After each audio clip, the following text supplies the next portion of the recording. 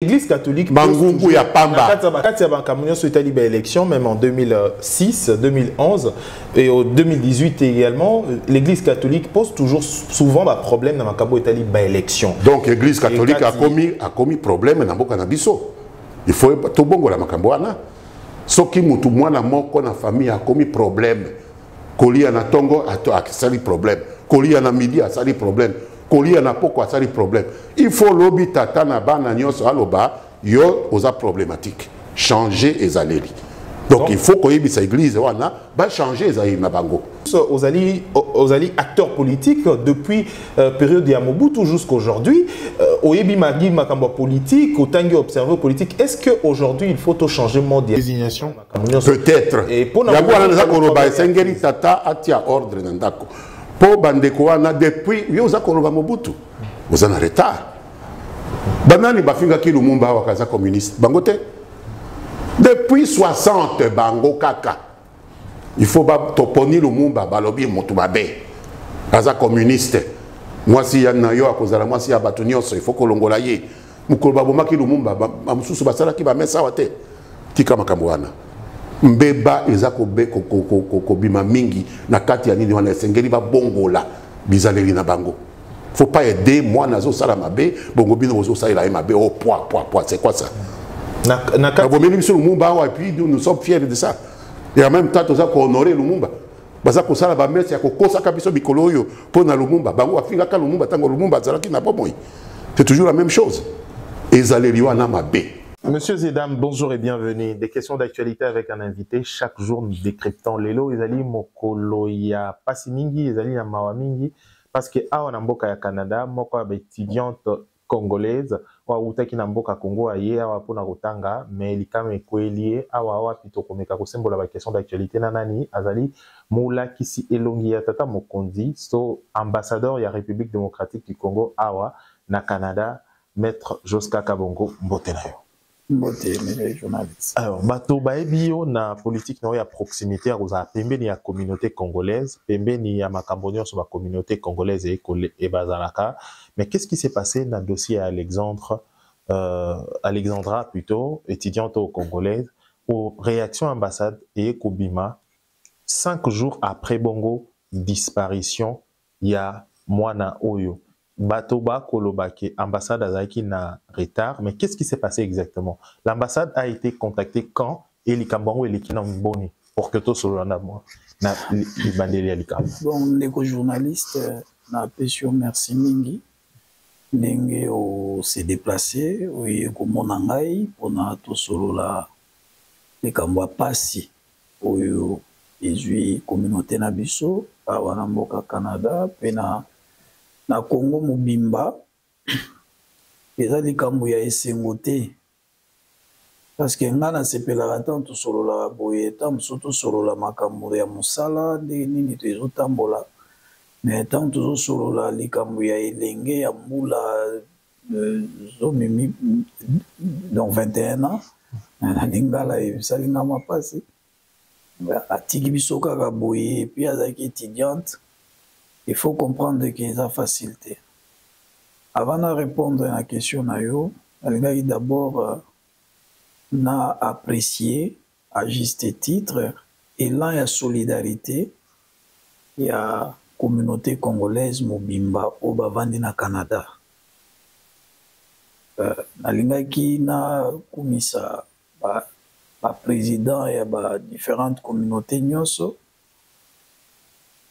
pour na elan wana mais nalingaki pe lisusu na pesa lokumu na ba africain nyonso parce que likambo yango ezalaki kaka communauté congolaise te hein?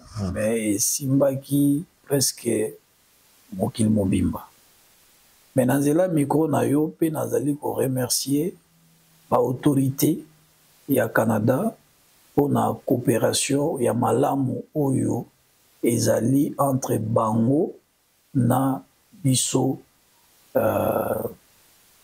ambassade, donc précisément gouvernement congolais. Na lingi na encourager famille, na présenter bango ba condoléances ya ambassade pe ya République Mobimba pena présenter ba condoléances wana na communauté congolaise mobimba awa na mboka ya Canada. Pour nous répondre à la question na yo, batu nyonso bayibi à moins que batu bazala na motema ya mabe. Et depuis tata ya mokonzi atindi biso na mboka oyo pe na direction ya mokonzi ya affaires étrangères, ambassade aza toujours pembeni ya ba Congolais. Likambo ebima na moi ebima na butu, ambassade azawa. Alors nzoka pona likambo oyo. Bon, sikoyo maintenant likambo oyo ambassade azwaki information nango dimanche le 6. Ngakutu nazalaki na Toronto, nazalaki na président ya deuxième vice-président ya Sénat, azalaki kuna pour une mission scientifique. Nous avons assisté en tant qu'ambassade.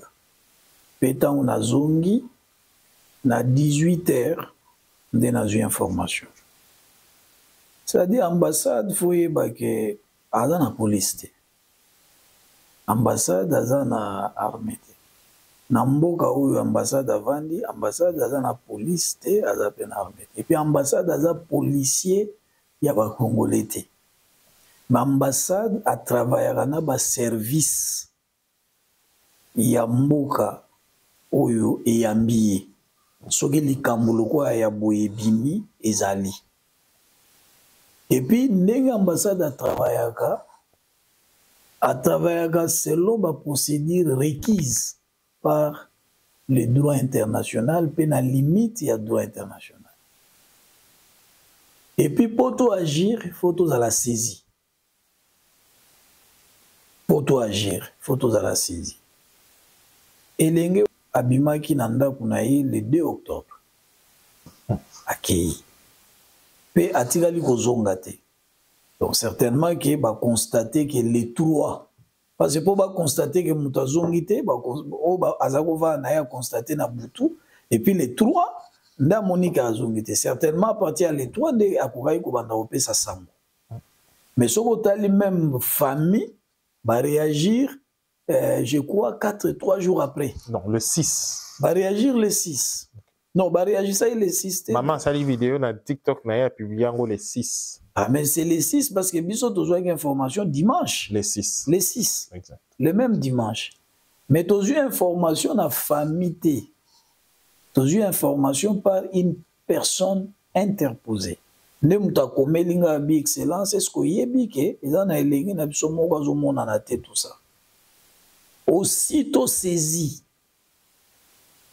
aussitôt na bandi sikoyo kosala ba pratique requise na matière wana. C'est-à-dire na saisir la journée moro férié. Il faut la dire, journée fériée na ju téléphone nanga parce que tout ça na ba numéro de téléphone na ba konzi. Na ju téléphone nanga na bandi ko benga ba konzi. Pe ba ebisinga bolokwa tout ça dimanche, toujours se renseigner mais déjà kaka na butu wana ba pesa ngai numéro ya téléphone ya police ya Québec. Wapi place azalaki. Ouais, place azalaki. Alors lundi na tongo tozui to komi mikanda to tindi na affaire mondiale. On a kopesa bango information ya likambo ndenge toyoki pe to sengi bango basalisa biso na ba service ya mboka na bango po toyeba nini leki pe to retrouver mwana. Parce que d'abord, messieurs les journalistes, dans un premier temps, nazalaki d'accord te na concept ya disparition. Yeah. Parce qu'en droit, il y a une différence entre un disparu et un absent. Moi, j'ai posé même problématique, mais pourquoi Balobi a disparu? Parce que il n'y a pas encore d'éléments qui prouvent qu'effectivement, l'Iwana est certain.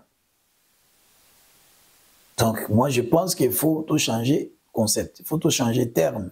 Au lieu de communiquer que l'Oba a disparu, tout l'Oba a absent. Parce que là, moi, j'ai l'espoir que tout le monde aille. on a saisi tous les services et puis le service comprenait la problématique dans soulever et puis aujourd'hui sont en contact avec la police et puis les policiers ont mené l'enquête.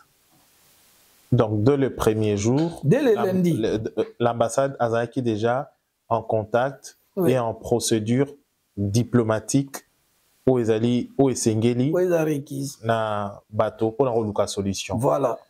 Alors, et puis, quand ils sont en contact avec la police, police a confirmé qu'effectivement la jeune dame est disparue, mais nous avons un rapport préliminaire.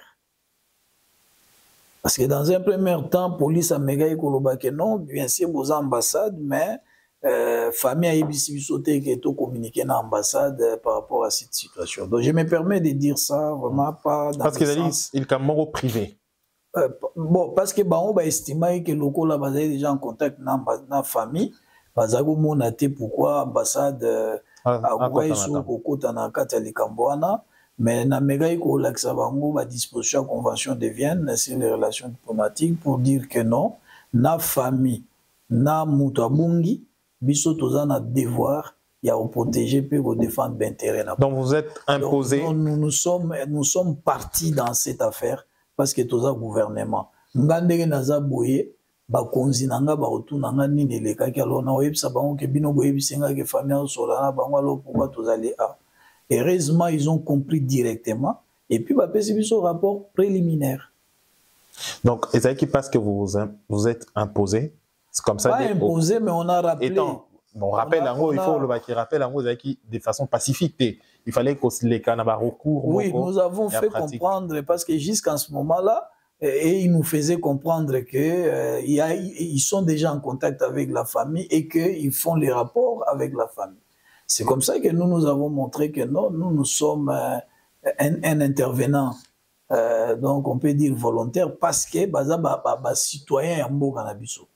Donc moi, en tant qu'ambassadeur, je suis en droit et puis il faut retrouver mon ambition. Parce que jusqu'à la preuve du contraire, pendant ces temps-là, donc moi je considérais ça comme une absence. Alors, donc, il faut tout lever et qui évoque sur tout ce qui s'est dit. Donc, du premier jour, le 6, jusqu'à jour où l'ambassade était en communication et en parfaite harmonie, na famille, na service compétent. Bien sûr, en parfaite communication, na famille. D'ailleurs, bon, c'est une histoire qui m'avait touché beaucoup parce que je la considérais comme ma propre fille. J'ai eu très mal. Tu peux te renseigner auprès du personnel de l'ambassade. Je n'ai pas pu supporter cette mauvaise nouvelle. Parce que je ne peux pas vous dire d'autres considérations qui entrent en jeu. Donc je n'ai pas pu supporter ça. Je n'arrivais même pas à parler avec la mère de l'enfant, bien qu'on était en contact, parce que je ne supportais pas sa douleur. Okay. Je ne voyais pas comment vraiment consoler cette douleur. Et puis les pères de la fille, je les ai encouragés. J'ai dit, bon, consolation, nous sommes au Sabino. Et ça, bisonne tozo bimisa maloba, mais bino ne bozo pressentir. Mais avec la famille, l'ambassade, les qui en contact. Et puis dès que l'ambassade a été saisie, son Excellence, Madame la ministre d'État, ministre des Affaires étrangères, a commencé à tourner la situation chaque minute.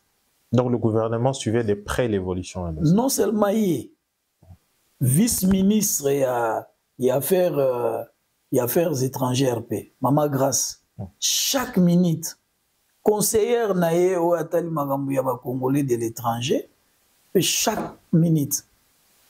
Et ce qu'il y en a des ministre, il y a communication immédiate. Très impliqué dans cette affaire. Alors, dire que donc on avait négligé, non, c'est peut-être de la pire. Oui, papa, je vais te dire que ils ont ma sauté des photos à la récupération politique. Les Kamamawa boye, tokoki kozala batu tout le bagage non, o le goza les Kamamawa, besté récupération politique pété. Okay. Il faut tout compatir d'abord na femme. Est-ce que en ce moment, Ezali peut appel au lancer pour Matang Ezali, retrouver Cornae sans vie, et que pas si Ezali na Ngonga Oyo. Est-ce que Ezali na moment yo nde appel au lancer bateau, au nyo so barolinga, ko ça la buzz, au barolinga rotia Minduki, en ce moment, de faire taire nanu bakamonyo so wana, et coller là, comme africain. Oebi, eza la makamonyo so tende basala na ngo récupération politique. Makamunyo sauté, et ça la makamususu ya vie, même na famille beaucoup za bouswa na rameso qui et comme penza que les kamususu bimi ko soit nesili. Bon, donc là c'était le lundi. Lundi nous avons fait ça et puis nous avons fait les rapports à la famille et tout ça. Mardi na Tongo police et psainga qui va ça la déclaration moko lundi na pourquoi mais ba pesa nga contenu à déclaration té ndé baé ko ça déclaration na pourquoi excusez-moi j'ai un petit malaise là baé ko ça déclaration na pourquoi balobi ke ba arrêter disons recherche et créer tollé. J'ai compris ça parce que quoi arrêter recherche na bato bazali initié ba ebike et l'accité que ba arrêter banquette. Donc on arrêter recherche ezali que bazali sous na ba élément nouveauté par rapport à ba élément bazali nango oyo ko pousser ba on ba sa recherche. Mais banquette ezo continuer. Mais banquette ezo continuer mais si ko ngata on a yoki. Tant on a yoki que ba arrêter ba recherche nazu initiative ya kobenga comment dire la police non les affaires mondiales ba faciliter ngana kuta na chef ya police fédéral pendant que j'attendais il quoi na Congo so to koloba on a terme le inspecteur général police nationale oui le inspecteur général la police. Le temps que j'attends, parce qu'il a dit que j'attends, il va me faire signe pour se diriger vers lui. Pendant que j'attendais, ba bengi ngai na bato nga na délégaki na Trois-Rivières parce que ba Congolais ba kutana yo nebele. J'avais délégué des gens que les gens ne voulaient même pas, je sais pas par quel esprit accepter. Bato na ba benga ba bino excellence. Baouti au découvrir un corps sans vie. Du coup, on a arrêté tout ce que je faisais. On a eu personnel Nyon sur l'ambassade pour quitter na Trois-Rivières. 4 heures de route. Pour commettre sur les lits. D'ailleurs, c'était temps quand nous sommes arrivés à lever corps. Parce que la police a ça eu moi diversion pour Panzabatou. À ça, on dirait lever corps. Alors, tant que tu as moniqué, corps est levé. Croyant qu'on avait levé les corps. Mais or, les corps n'étaient pas levés. Donc, les corps n'étaient pas levés. Donc, mais justement, lorsque nous sommes arrivés, c'est alors qu'on levait les corps. Alors, nous sommes arrivés sur les lieux, nous avons constaté et tout ça. Et puis, j'ai pris l'initiative d'aller à l'université, là où étudiait l'enfant, pour rencontrer les recteurs. Mais qu'est-ce qui s'est passé à l'université? Voilà, quand je suis arrivé à l'université, avec tous les personnels de l'ambassade, les recteurs... Ah oui, tant comme na université, na bande konyo so tout ça à l'ambassade, recteur a yambi biso, tout solo autour de cette situation-là, na tout niema ba question sur ba mesures de sécurité nin bazala nango pour na ba étudiants ba lojaka na site universitaire pour na ko bima et tout ça, à faire comprendre que ce sont des adultes, on ne peut pas aussi les imposer quoi que ce soit parce que c'est aussi une université, mais du moins université dans la sécurité, ba parents ba ko banga te même kotinda ba ba on kotanga kuna. Eza kamoko et salami malheureusement parce que moi en abiso abima ki azana droit ko bima za mutu azana droit ko bima ba ko condamné te que pour bima ki non aza mwana mwasi azana besoin ya kozwa mupepe azana besoin ya kotala baninga ne mususu, ça c'est vraiment son droit le plus légitime et sa vie privée bien entendu et sa vie privée na ye abima ki bato bayebi ke ndenge abimi akozonga. Donc to solo na recteur mais recteur aye ko yebisa ngai avec un professeur que non ba étudiant baza na salle Bazan a besoin de poser quelques préoccupations liées à l'obsèque. Moi, j'ai dit, bon, c'est vrai, dans la morgue, mais je ne trouve pas d'inconvénient. Comme tous en recteur, on peut aller dans la salle. Mais tant on a côté dans la salle, je n'ai pas trouvé que des étudiants. J'ai trouvé des gens que je connais qui militent au sein des partis politiques. Parce que je les connais, j'ai des images même de certains lors des élections de 2023, ici à l'ambassade, comment ils s'étaient comportés. Et on avait même fait venir la police quant à ça. Donc je les ai vus. Bon, moi j'ai dit, bon, ça va, il n'y a pas de problème. Tous les Congolais, on va... Peut-être cette fois-ci, devant triste nouvelle, on va faire terme des armes. Bon, il n'y a jamais eu de guerre. Non, et puis, il faut que les gens sachent, parce que moi, j'ai toujours dit à la communauté, première chose, respecter les lois du pays qui nous a accueillis. Deuxième chose, savoir que le Congo, c'est notre dénominateur commun. Troisième chose, avoir l'amour du prochain, du Congolais. Et avoir l'amour du Congo. Ça, c'est le message du président de la République. On attend Moussara tous les jours. Pour nous expliquer que Togo en a pas de différence, il y a Magambetali politique, Togo en a pas de différence, il y a Magambetali religion, Togo en a pas de différence, il y a Magambetali culture, mais Congo est un dénominateur commun à Bissau. Tout il y a un discours séparatiste, oyo banguna ya mboka na biso bazo profiter po bayaka koyiba ba richesse na biso ba kendo tonga mboka na bango. Parce que dès lors que bayebi déjà faiblesse na biso ba congolais que toyoka na kate bazo profiter wana pona osala n'importe quoi. C'est comme dans un mariage, lorsque moi sina mobali bazo yoka na te batu musu ba profiter. Alors ba congolais batu basi bayebi biso na comportement ya ba discours séparatiste ya ko confondre confondre intérêt général n'a pas intérêt personnel privé. Tu vois? Donc ça, c'est un discours que moi, j'ai toujours véhiculé. Et quand je vis ces gens-là dans la salle, moi, ça ne m'a rien fait parce que ce sont des compatriotes congolais. Alors, aussitôt, on a commencé la cérémonie. Oh, et ils étaient venus avec d'autres idées. Donc, comme j'ai dit là, donc, de faire des récupérations. Et puis, lorsque ils ont commencé à poser des questions et nous répondions à ces questions-là. L'organisateur de l'activité a demandé les micros, pas même l'ambassadeur. Non, professeur Wana. Professeur Wana sengi micro lobi ke na moni ba question bozo tourner ga na likambo moko. Na bengsaki bino awa pona makambo etali Bobsec, organisation Bobsec. Bino pe bonga botu na ambassadeur ba organisation Bobsec. Mais bozo tout na ba question, so ba question micro, vous répétez les mêmes questions, vous tournez autour de ça. Donc comme 18h, moi j'ai un cours à donner. Na ligne to arrêter et puis to libérer ambassadeur à makamso ça et puis to libérer recteur. De bandeko wana. Il y a pas parti politique, ils ont même pas ba étudiant parce que na auto message à ba étudiant bazo s'excuser. Bandeko wana ba télémi, ils se sont pas adressés à moi. Ils se sont adressés au professeur. On les paye beaucoup d'argent, on les paye beaucoup d'argent. 1 heure du temps pour parler aux gens. Non, c'est décevant. Arrêtez d'être complaisant.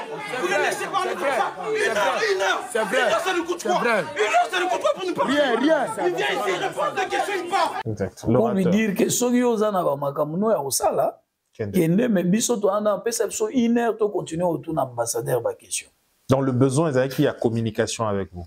Bon, et il disait ça. Ou c'était juste une excuse? Bon, en tout cas, je ne peux pas aller au-delà de ça, mais c'est ce qu'ils étaient en train de dire. Que perception 1 heure, pour continuer à poser ma question à l'ambassadeur, et puis il me suppliait que monsieur l'ambassadeur, s'il vous plaît, qu'on kendete, biso tozana on a ma question à poser. Bon, dans l'entretemps, on avait la police canadienne qui me sécurisait. Et vous savez que la police a ses réflexes. Lorsque la police a constaté cette petite discussion, la police m'a encerclé avec mon personnel et m'a fait sortir de la salle et m'a escorté. Bon, curieusement, je vois dans les réseaux sociaux que l'ambassadeur de la République démocratique du Congo a été agressé. Il y a même ceux qui écrivent que lorsqu'il parlait, les gens n'étaient pas d'accord, ils sont sortis. Bon, ça, c'est de la mauvaise foi. Et peut-être, Naboui peut utiliser le terme mais parce que moi, je pardonne à tous ces gens-là, mais je leur dis seulement que ça, la récupération politique n'a pas sauté. Et puis maintenant, nous continuons à poursuivre parce que lorsque nous avons quitté les Trois-Rivières, on est arrivé ici à l'ambassade à 22h30. Toujours, pourquoi nous sommes rentrés à l'ambassade? Parce que, comme on a constaté que le corps sans vie retrouvé dans la rivière a été confirmé que c'était bel et bien notre fille, en tout cas, on devait poser des actes. Premier acte que nous avons posé, j'ai d'abord fait les rapports à mes autorités directes. Deuxième acte, j'ai écrit toujours aux affaires mondiales et aux affaires extérieures Québec, on a kosenga lisungi na bango, basalisa biso tokota en contact na ba service compétent pour basala autopsie pe ba faire intervenir police scientifique pour na koyeba ba circonstances nini mwana na biso akufeli. Est-ce que akotaki na mai yemoko ou bien les alaki na mutu moko asalaki piège ayewana étranglé pa boaki na mai. Ça c'est ce que nous avons fait. Et puis là, je profite encore pour remercier infiniment les autorités du Canada pour leur coopération, parce qu'au moment où je vous parle, nous sommes déjà dans les processus de l'autopsie et dans les processus d'examen par la police scientifique. Deuxième chose, nous avons contacté les autorités compétentes pour qu'ils facilitent les démarches administratives à la famille, aux familles Bahia Awa, au Seriki. Donc une délégation de la famille vient. Bien sûr. Et puis je vous dis que je venais de parler avec le ministre chargé de la question ici. Il m'a demandé de lui transmettre la liste des personnes de la famille qui doivent venir. Bon, j'ai constaté que la liste est là, elle est un peu longue, mais j'ai demandé à l'autorité de comprendre cela parce que c'est l'émotion. Tous ces gens-là veulent venir et puis rentrer. Donc c'est ça. C'est que nous sommes en train de faire, et puis au côté en contact dans la maison funéraire. On a, au cas où la famille va dire que bon, il faut qu'on rapatrie le corps, que le corps soit rapatrié sans difficulté. Et puis, autre chose, le gouvernement, la MINETA, la ministre d'État aux Affaires étrangères, a des mesures toujours dans le cadre d'accompagner cette famille. Donc, pour terminer par rapport à la question, l'ambassade n'agit que lorsqu'elle est saisie. Okay. Mais il arrive des fois où l'ambassade apprend des nouvelles sans qu'on l'a... Sur les réseaux sociaux. Non, c'est des marches en gros. Il y a parfois que tu as des nouvelles sans que saisir biso et puis on s'implique. Alors, Ndezali Ali Bosso, l'occasion faisant de la rang, tout le Bélango de façon pour la tenir sur pour Msouba l'adaptation à Kinshasa, nani procédure nini yako sala. Soki okweli kampo batumso alors oh ambassade assistaki bisoté mais azaki nanda ku likambo koeli atikali procédure nini ko sala soki likambo ezali na yo ozali na mboka bapaya eloko nini esengeli yo sala pour que ambassade alobaki azaki saisi eloko liboso to senga ba congolais o nyonso bazwa na Canada même pour d'une manière temporaire ou permanente ou pour raison d'études. Il faut pas se faire enregistrer dans l'ambassade. On a une adresse na bango, toye babango. Et là, on a mis balé, ils ont dit que, ceux qui ont joué les cambo, il faut qu'on informe. À ta police, bagenda ko saisir. Ambassade a zambete. Pour ayer, mais bande ko nyonso, ba congolais nyonso ba va na Canada depuis toye, ba yebike ambassade malgré ba occupation belé tozala nango. L'ambassade s'implique toujours. Et puis, toutes ces communautés congolaises ici au Canada, en dépit à la contradiction interne, et ça c'est tout à fait normal. La famille est sur les Cambodgiens. Au Bazalaranango, entre Bango, mais ce sont des gens de bonne disposition. Oyo, on essaye de travailler avec. Question Oyo, Ezali a Ndekomoko Ayaki na conférence. C'est vrai que Ndongo Ezalaki, bah, tu vas comprendre qui question na nité. Atuni a lobby que l'ambassade, Ezali na communication ni na bato na eto moyen de communication Ezali moi kokoso na ambassadeur. Est-ce qu'aujourd'hui l'ambassade de la RDC n'a pas si à communiquer? Ah, on a canal. Non, on a répondu qu'il Ndeko on a epseke que kozo makambo kalate au memango lelo. Aujourd'hui, ils ont vraiment le service ils ont amélioré. Contrairement à la lobby qu'ils ont amélioré totalement. Parce que Raphaël, na webso que a des grands soucis. Des grands soucis. Premier souci, ils ont un problème, il y a un passeport. Les Congolais belé, ici passeport à l'ambassade. Mais et ça lui le belé va retirer le passeport wana. Oignon c'est au à l'ambassade. Okay. Mais qu'est-ce qui se passe dans la procédure? Il y a passeport. Ah, on est bossé à passeport. Le passeport, soit il à se faire capturer. Awa, toujours ba donner wana nambongo, indi na Congo na Kinshasa. Mais avant peu affaires étrangères a imprimé le passeport et les déclaration na service va bien à identification. Si vous avez un service à identification et que dans le service on a identification et Monique et Coco Suezali est bloqué dossier. On est la responsabilité ambassade. Ce qui fait que le dossier on a c'est valide. Hein? Bon, ce sont des termes un peu techniques. C'est-à-dire que l'empreinte c'est superposé. Donc, en tout cas, ils ont un service à identification. Il a coupé ça va détail. Il y a makambo ba ambassade mais notez que lorsque l'ambassade fait capturer les gens, le dossier est envoyé à Kinshasa avant direction à la chancellerie à Zoa en charge dossier. Il faut d'abord service à identification à valider. Okay. Alors, parfois, le dossier n'a pas bloqué. Bon, autrement, peut-être un problème d'ordre technique. Mais au début que Bisso au Canada, tout ça vraiment à l'extrême, tout ça, moi, Moussika, il y a un félicité Mineta, ministre d'État, a soufflé un élément qui y a une démarche, a salamaka, c'est que cette fois-ci, le passeport est salamaka na l'ambassade. Okay. Comme ça, il va faciliter ma rambobélé. Parce que net biso a batwa futa na dollar canadien. So ba futi na dollar canadien, il faut convertir en dollar américain et puis koluka moyen au ça transfert. Et puis to tinda mutu mobimba pour alanda dossier na Kinshasa. Dans la distance. Bon souci na ngo ezali que bandeko ta ba ça net sikoyo, j'ai bloqué un certain nombre de dossiers ici pourquoi? Nazana nous exiger que le dossier auto stofute limbongo eza kuna oyo ya batu eya natindaki mutu nakansi azozonga lobi jeudi na ba passeport c'est ko total parce que biso tozela 212 passeports total ceux qui roya 212 ceux qui 212 te tolinga to eba ba o ezangi wana eza na situation est-ce que eza na situation na c'est valide tout ça donc souci na ngai parce que na ba service ndenge toujours améliorer to améliorer ba service ebele. Mais na côté passeport ba te belé ba kozongi. Non, na côté passeport, je dois avouer que moi-même je ne suis pas satisfait. Deuxième chose, c'est un problème na kati ya communauté.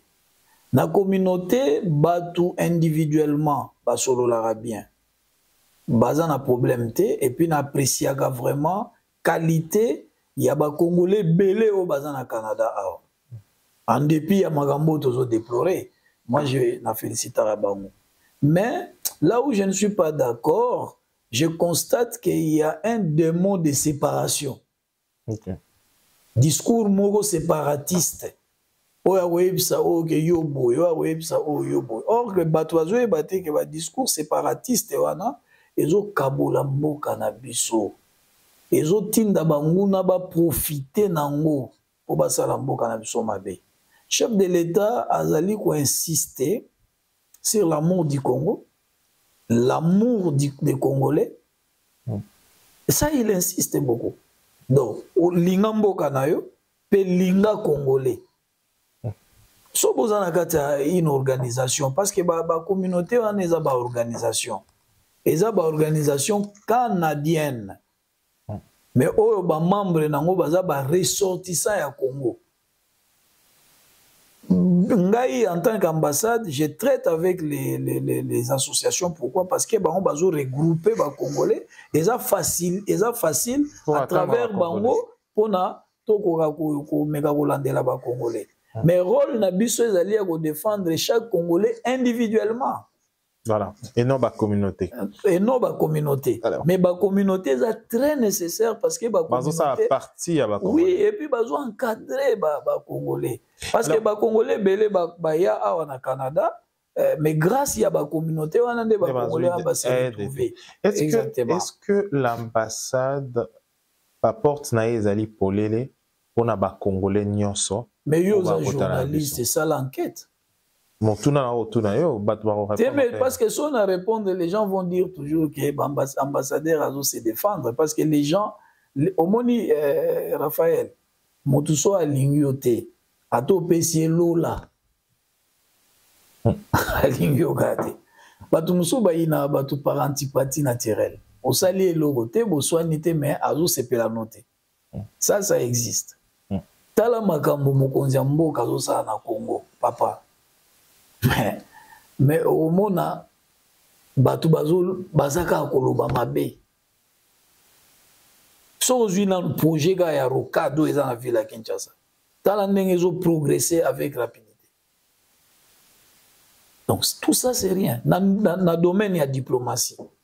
C'est que le président de la République a pu faire dans le domaine de la diplomatie. Mais c'est quoi votre appréciation étant diplomate, ancien diplomate? Mais oui, mais je vais rappeler que Nga na continue affaires étrangères comme stagiaire professionnel. Ok. Et puis stagiaire professionnel, normalement, délai à 6 mois. Moi, j'ai fait 2 ans de stage professionnel. J'ai dit bien 2 ans. Bon, je n'étais pas seul. Nous étions un groupe de jeunes étudiants qui venaient de l'université. Et puis, tu as eu un stage professionnel. On a fait 2 ans de stage professionnel avant tous engagements. Donc, j'ai vu comment est-ce que la diplomatie, lorsque nous sommes entrés dans la diplomatie. Est-ce que Zalika Motobaboua qui a... Non, pas du tout. Moi, j'ai été engagé comme agent de bureau de première classe. Donc, on a bas de l'échelon. Un agent de collaboration. J'ai été formé, ça je dois reconnaître que les affaires étrangères m'ont formé. Na gravir ba grade normalement. C'est pourquoi à chaque fois quand il y avait contrôle à la fonction publique, moi je n'avais jamais un problème. Donc j'ai été engagé comme agent de bureau de première classe et puis na gravir ba échelon, n'a exercé même fonction à secrétaire général. Avant que le président de la République ACP là, Otindanga à Canada. Donc, na yebi ndenge nini diplomatie zaye na opes beto de solo mukeka kape na yebi tengonga parce que TV za ngonga na beto de solo na koma directeur juridique d'affaires étrangères pendant 5 ans. Comment? Et puis j'ai été nommé d'abord par ordonnance à président de la République et puis j'ai été nommé par le ministre des Affaires étrangères comme directeur chef de service la mise en place à Salai. Alors le kumbu nanga qui directeur ezaïga mutuka. Comment ça? Salaire ezaïga malongate. Vous avez jamais besoin de frais de fonctionnement. Il n'y avait jamais les frais, par exemple, au un fonds secret de recherche. Pour la première fois, lorsque le président Félix accède au pouvoir, je suis dans mon bureau. Je vois la comptable publique de l'État m'appeler. À tout le monde, monsieur le directeur, vous êtes au bureau. Moi, j'ai dit, je suis au bureau. On a dégagé, on a vu dans le section, on a dégagé, bateau bazana antichambre, mais pour yo, il faut dégager, na secrétaire, na dégagé bango. On a excellence, c'est vraiment discret. Oh, na kamanga mais comptable azan de moi si. Azo sangana dégagé, bateau ça discret. Liga munini yango wana. Tellement qu'elle a insisté, non, na dégagé bango te mais porte nangai ya pembeni. Eza polele ya okota par portoire. Na mona zoya na ba janae na ba sac ya mbongo. Donc pour la première fois depuis Ozala, depuis Nazala qui directeur.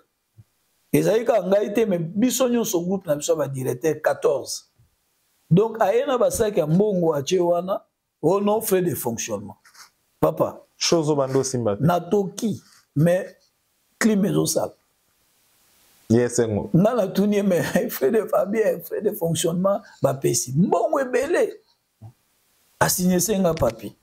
Pe a aidé ngai, pour naïe bandenge nini, y a ba dépense nyo sona osala na za justification ba dépense wana parce que dans 5 jours je crois si je me trompe pas il faut na payer sa rapport y a ba dépense au salaire tala na makambo comme ezaki première fois on a eu frais de fonctionnement na ebaki teke na koyi ko dépenser on ba nini nyon sauté na changer mesa ya bureau na changer ba kit ya bureau na changer ba tapis donc bureau est changé. Ya ebo ya tuninga oyo ninga bike mbongo oyo pesa ingabi non ba frais de fonctionnement ba somba nango ba biloko te o ba benga ngo détournement mais comptable ndaye ko ebisanga lobi que non attention na détournement ba frais de fonctionnement malgré ba peso eze belé boy yango fo somba ga biloko tel mais ngana sina somba déjà ba mesa na changer même ba couleur na sombi pe ba bureau na ba bureau mususu ya ba agent na cheli bango ba mesa ya sika na cheli bango ba biloko ya sika. Non, tu vois un peu ça. Et puis au-delà de ça, 2 semaines après, la même comptable m'appelle encore. On a joué à l'issous. Aïe, nini, on a fait des fonds secrets de recherche. Yango eza sonné ono oyo ba pesio pour organiser service o yambara ba paya libanda et tout. C'est à disposition. Mbongo wana na vandisa yango na bureau ata 1 mois nazo banga aussi ba on a eu mais ba oya okangai.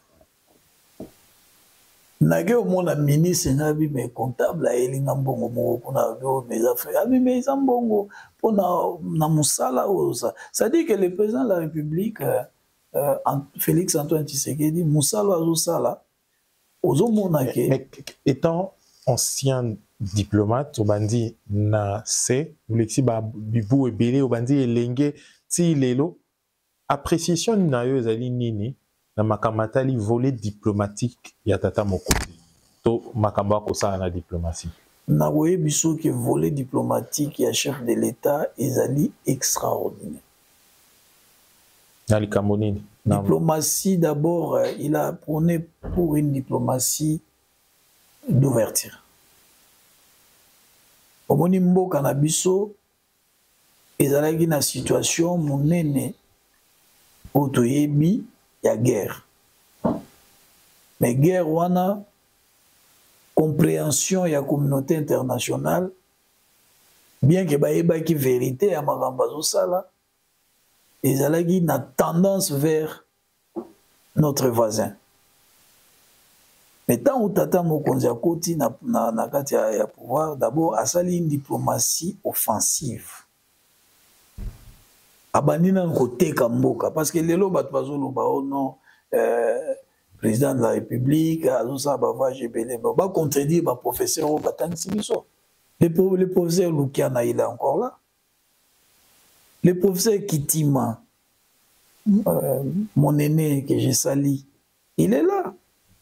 En tout cas, moi, je me rappelle qu'il nous a dit que le président Mobutu, même Yewawa, n'a habité ce qui est professeur Yewawa, il nous a dit que lorsque le président Mobutu a pris le pouvoir, il y avait beaucoup de guerres.